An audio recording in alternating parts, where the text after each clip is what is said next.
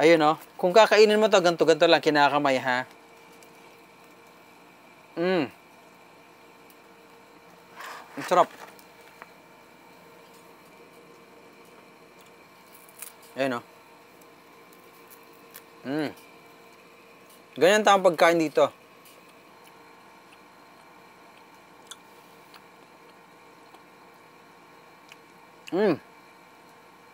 Sa pulutan, sulit na sulit to. I bet you mag-uunahan kayo pagka nagbukas kayo ng isang ganito. Pag nagiinuman.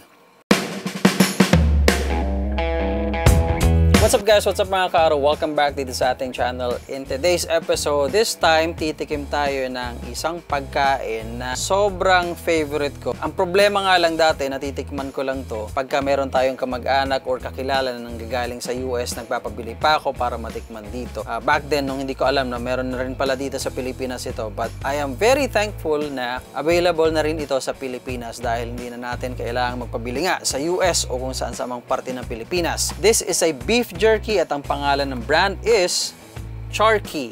Doon sa mga hindi nakakaalam, ang word na jerky pala ay nanggaling sa word na Charqui, which is yung pangalan ng brand na to. Jerky is from Charqui, a Quechua word for a specific type of dried and deboned camelid meat, perhaps produced by South American cultures for some 8 or so thousand of years. Ganun na pala katagal na nagawa or na-imbento itong pagkain na to guys sa mga kaaro. Kaya naman, sobrang sarap niya. Kaya sa mga kaaro, this is available in 2 variants or 2 types. They have original at meron din silang hot and spicy.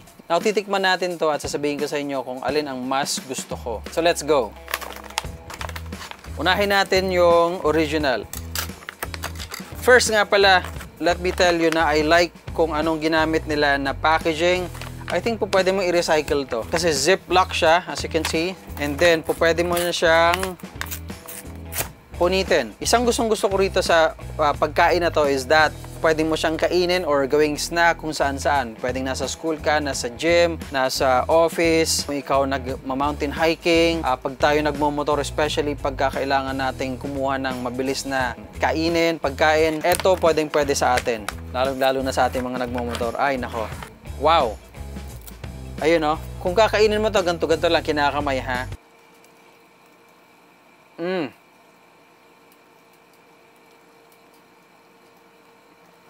sarap. Ang sarap. Now, kung first time ninyong makakatikim nito, huwag kayong magtataka bakit makunat siya. It's beef, obviously, no? Pero isang gustong-gusto ko sa kanya, guys, sa mga kaaro. Ayun oh.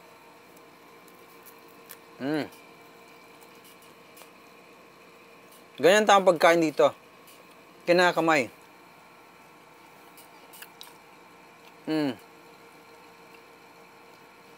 Ang sarap ng flavor. Ang bango din. Not bad For its price, 300 pesos lang to guys sa mga kaaro. 100 grams na yan. So ilang piraso yan? Pakita ko sa inyo kung anong laman. Ang dami oh. Grabe oh. 300 plus guys sa mga kaaro. Sulit na sulit to. Try nyo. And kung di ako nagkakamali, healthy to. Kasi syempre, in-extract na yung, you know, yung mga oils. Depende sa processing, I don't know. Sarap. Masarap ang flavor niya. Okay? That's the original. Okay. Try naman natin tong spicy nila. Tignan natin kung talagang spicy nga ba ito at alam niya, at kakayanin ko. Spicy daw eh. Let's see.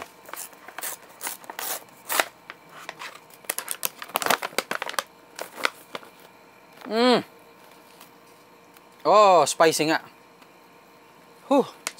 Spicy nga guys sa mga kaaro. Tingnan natin. Amuin muna natin kasi mahirap na eh. Baka bigla tayo magulat eh. Lalaki oh. Ha? Ha? Oh, ha? Oh.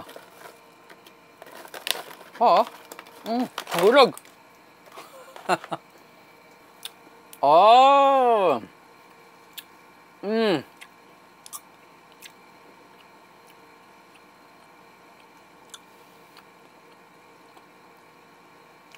Mm. Para sa akin, mag-fit to sa kadalasang Pilipino na hindi masyado dun sa sobrang yung level na siling na buyo. Saktong-sakto lang.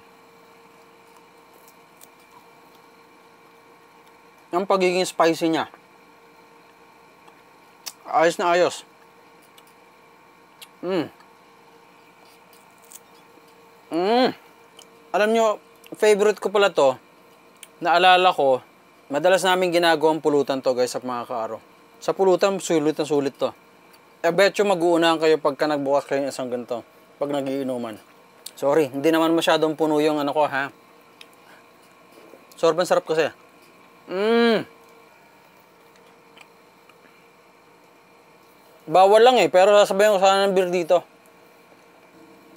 Sarap. Isa pa. Pwede.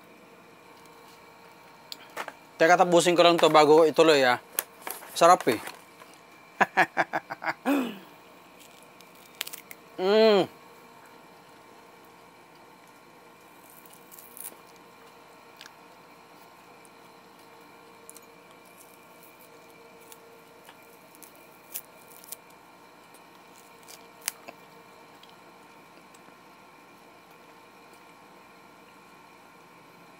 Mukhang maubos ko yata to bago matapos yung ano, yung video natin.